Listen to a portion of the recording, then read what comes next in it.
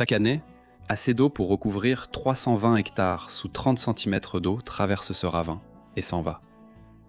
Je veux arrêter de regarder toute cette eau disparaître. J'ai vu ce qui est assez solide pour résister à la crue. De grandes formes massives dans le canyon, mais je ne peux pas en construire partout.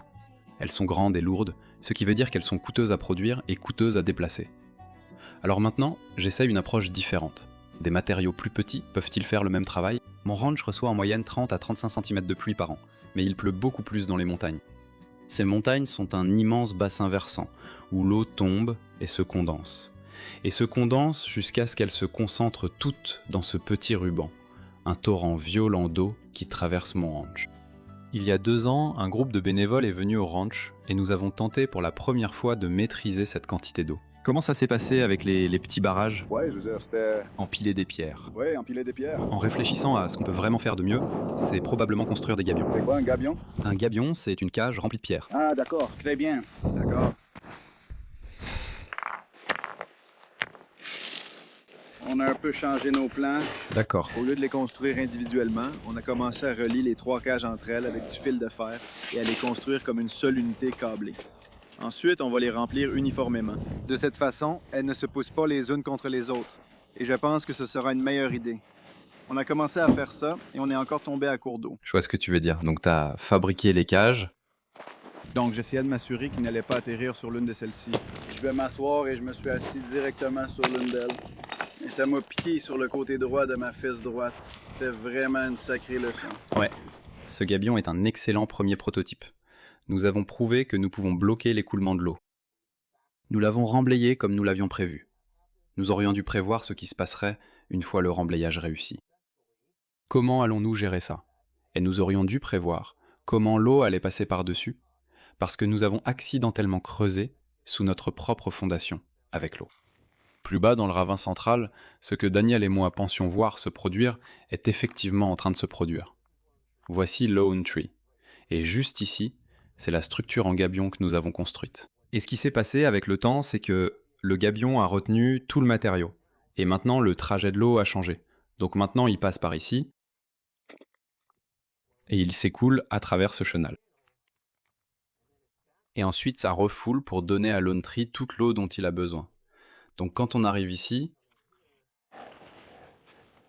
ça arrive ici. Et ça remplit cet endroit. Et nourrit mon endroit préféré du ranch. Et même si cet arbre était grand quand nous sommes arrivés ici, il n'était pas possible de se tenir dessous et il ne fournissait pas autant d'ombre.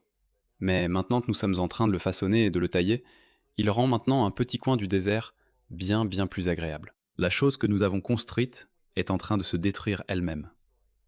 Donc c'est une victoire partielle. Je suis vraiment content que nous l'ayons fait. C'est un succès. La végétation réagit. Lone Tree prospère, c'est la raison pour laquelle nous avons mis le gabion là. Mais c'est vraiment difficile pour moi d'imaginer faire ça à grande échelle. Je cherche un moyen de faire ça plus vite et à moindre coût. C'est la raison pour laquelle je continue à faire ces expériences. Oui, il y a des leçons à tirer. Comment peut-on faire mieux ? Cela a mené à la prochaine utilisation des pneus, parce que les pneus sont abondants. L'un des rares commerces qui a du sens dans le désert, c'est une casse de pneus.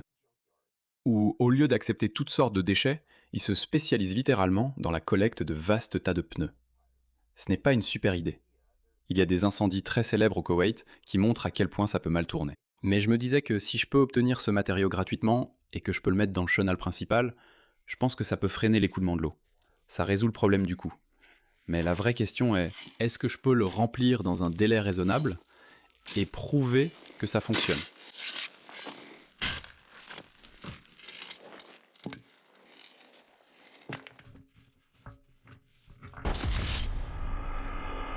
Le meilleur point positif que je peux dire à propos de l'expérience avec les pneus, c'est qu'au moins nous avons récupéré les pneus. Donc, ils n'ont pas été emportés vers une propriété en aval au hasard. Nous avons nos propres déchets que nous avons ramassés, mais c'est pas une stratégie viable. C'est pas parce que c'est gratuit que c'est une bonne idée. C'est toujours incroyablement laborieux de mettre le matériau dans les pneus. Et si je devais refaire l'expérience, je passerais des câbles en acier à travers eux pour qu'ils soient attachés ensemble. Je mettrais probablement une sorte de filet par-dessus. Je découperais probablement le flanc du pneu pour pouvoir le remplir plus rapidement. Mais est-ce que ça va vraiment résoudre le problème de rendre ça peu coûteux et applicable à grande échelle ? Honnêtement, je ne pense pas. Donc je suis content d'avoir essayé. J'ai cet accessoire pour sac de sable depuis presque aussi longtemps que j'ai le ranch. Et à cause de ma tentative ratée de construire une cabane en sac de sable, j'ai un stock de vieux sacs de sable dont je ne sais absolument pas quoi faire. Je les ai gardés bâchés en me disant qu'un jour, peut-être, je leur trouverai une utilité. Et je pense que cette façon de bloquer le chenal principal est une bonne utilisation de ces sacs de sable. Je me suis dit que c'était vraiment une expérience rapide, j'ai même pas besoin de remplir les sacs de sable, il suffit juste de les mettre sur la brouette motorisée, de les conduire jusqu'au chenal et de les poser par terre. Voici le résultat final. Donc l'idée, c'est que l'eau vient d'en haut, elle frappe contre le mur de sacs de sable. Tout le sable fin et le gravier qui s'y trouve vont tomber. Ça va ralentir l'eau et, avec un peu de chance, ça fera moins de dégâts et plus d'eau s'infiltrera ici en haut. Ça coule.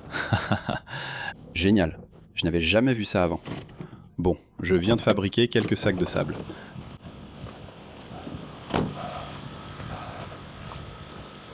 Ils ont déjà été emportés. Pas complètement.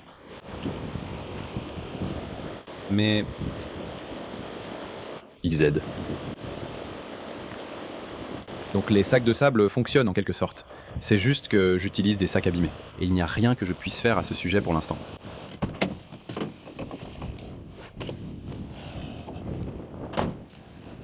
Voyons ce qu'il reste des sacs de sable. Oh, Quelques-uns.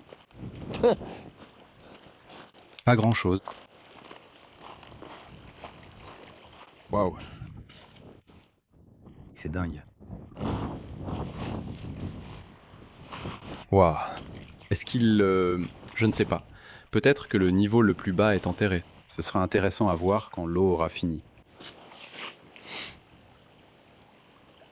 D'accord.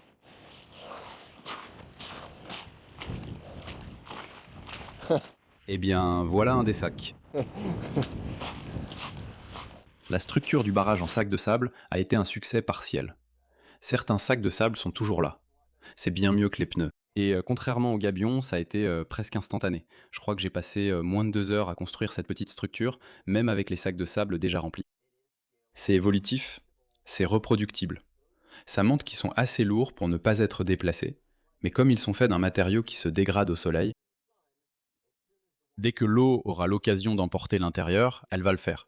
Donc je peux utiliser des matériaux plus petits, juste pas du sable.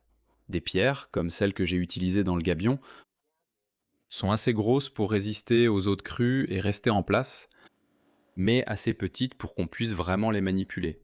C'est juste que le temps passé à les récupérer est le problème. Et c'est en partie la raison pour laquelle j'ai acheté ce tracteur. Aujourd'hui, je me lance dans une mission, sans aucune expérience de tracteur, pour voir si je peux utiliser le godet fourni avec ce tracteur afin de ramasser les pierres assez grosses pour résister à l'eau dans l'oued, mais pas assez petites pour avoir été emportées en aval. Mes copains Ace et Bentley vont très probablement me courir après pendant que je fais ça. Ça fait 20 ou 30 minutes que je m'active en essayant d'éviter de simplement commenter mes maladresses avec le tracteur. Et j'en ai mis beaucoup plus ici que je ne le pensais. C'est déjà presque la charge maximale et c'est affreusement déséquilibré. Je ne me rendais pas compte de tout ce que je soulevais, mais je vois que j'ai un assortiment de pierres de bonne taille. C'est à peu près ce que j'avais l'intention de faire. J'ai beaucoup de gros trucs là-bas que je ne peux pas soulever parce que je n'ai pas de grappin et que je ne suis pas très compétent avec un tracteur. Mais je commence à comprendre le principe. C'est à peu près ce que j'avais en tête. Maintenant, il me suffit de déplacer le camion pour pouvoir garder cette charge équilibrée.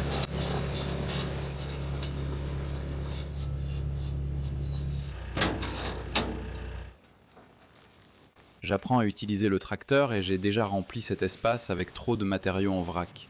Et je sais qu'une grande partie va être emportée. Cette première tentative avec le godet d'origine n'est pas idéale parce que j'ai ramassé tellement de débris et je n'ai ni godet grappin ni godet à pierre. Donc, pour mettre les grosses pierres dans le tracteur sans sortir de la cabine, j'ai simplement ramassé beaucoup de sable et ce sable gêne. Ça rend vraiment difficile l'organisation du barrage. Daniel et moi avons combiné le meilleur des deux options. Un homme dans la cabine, un homme sur le terrain. L'un de nous ramasse les pierres et les met dans le godet, pendant que l'autre reste dans la cabine et conduit le tracteur là où c'est nécessaire.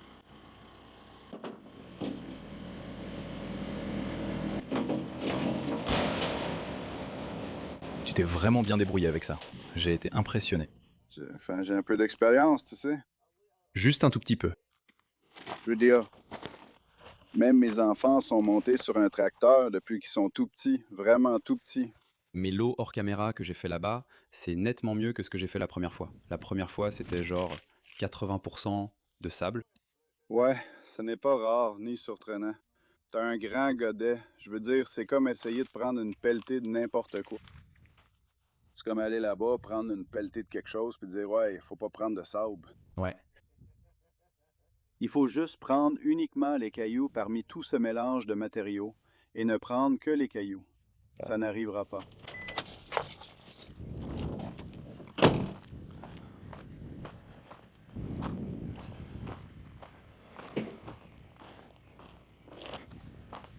Je suis tellement reconnaissant d'avoir quelqu'un ici qui sait ce qu'il fait. Il faut plus de cailloux ici. Et ainsi de suite. Mais c'est tellement volumineux et lourd que je suis convaincu que ça va marcher.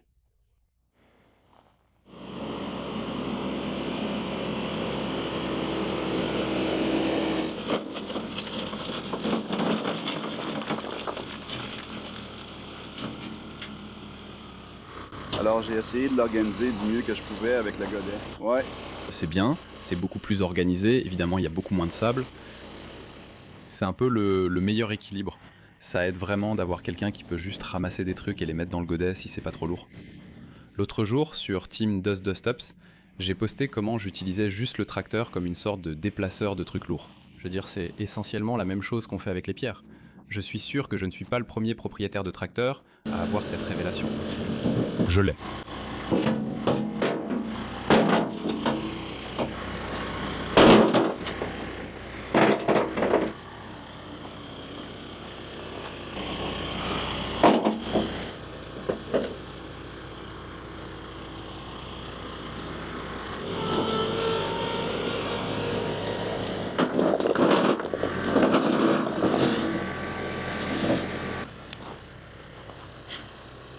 Pas mal.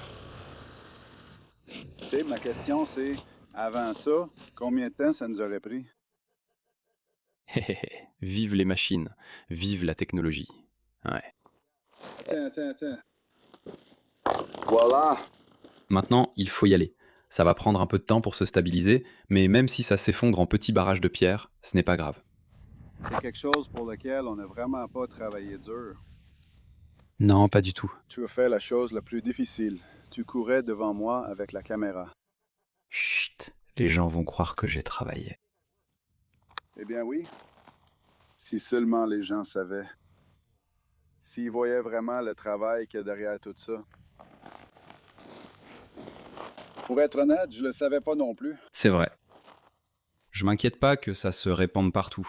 Je pense que la vraie question, c'est comment cette structure va-t-elle tenir comme ça? J'aime la voir haute, mais l'eau va la faire tomber. L'eau va la faire tomber, mais ensuite on continue simplement à empiler. Donc je vais faire un petit peu comme ça, juste pour... Je sais. Je voulais pas détruire ton idée de façon aussi théâtrale. Eh Daniel, tu sais ce que je pense de ton travail? Je pense que c'est bien et ça doit aller juste ici. Là, je m'amuse à être insupportable. Ouais, mais je veux dire, il y a une raison à ça. Pourtant, ouais. Ce que j'espère prouver avec ce petit barrage, en attendant la prochaine crue, c'est que ces grosses pierres restent en place. Je pense qu'on l'a déjà prouvé.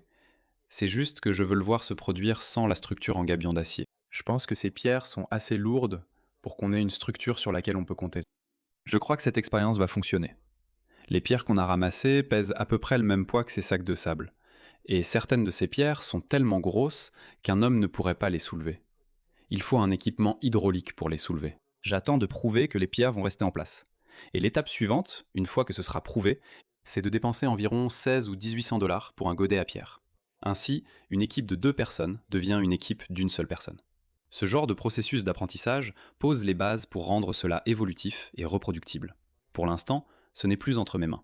J'ai fait le plus dur. J'ai fait tout ce qui était en mon pouvoir pour être prêt pour la prochaine inondation.